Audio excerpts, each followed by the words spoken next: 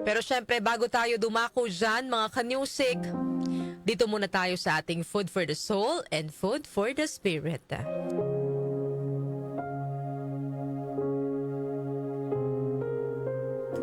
Noong nais ng Diyos na likhain ang mga isda, kinausap niya ang dagat. Noong nais niyang likhain ang mga puno, kinausap naman ng Diyos ang lupa.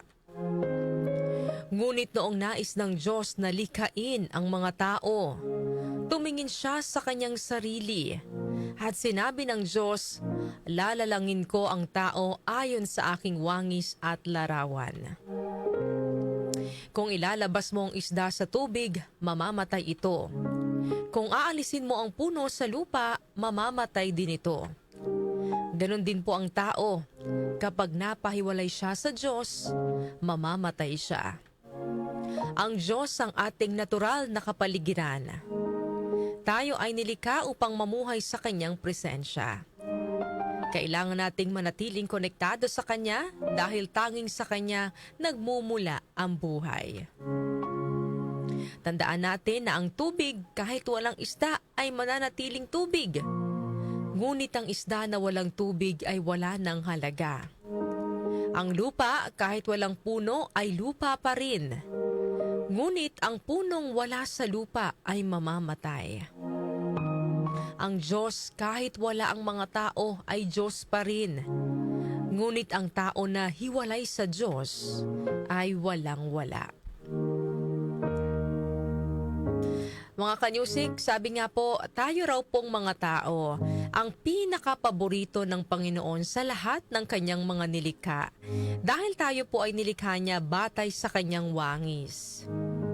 Dagdag pa rito, tayo lang ang binigyan niya ng kakayahang makipag-ugnayan sa kanya ng personal. Tayo ang binigyan niya ng isip para makaunawa, puso para magmahal, at espiritu para makadama ng presensya niya.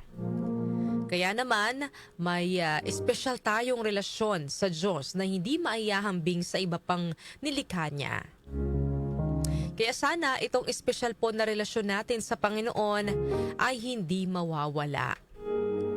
Ano man ang dumating na pagsubok, manatili tayong nakakapit at konektado sa Kanya. Dahil kapag tayo ang kumalas, tayo rin po ang mawawalan. Tayo rin ang malalayo sa tamang landas. Ang pagiging malapit sa Diyos ay hindi lamang tungkol sa relihiyon, mga kanyusik, no?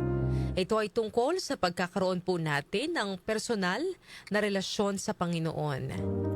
Kung tutuusin, mga kanyusik, no, isipin po ninyo, napakadali lang naman makipag-ugnayan sa Panginoon. Sabi nga, hindi natin kailangan ng wifi, hindi natin kailangan ng load or mga gadget, no, para makausap ang Panginoon.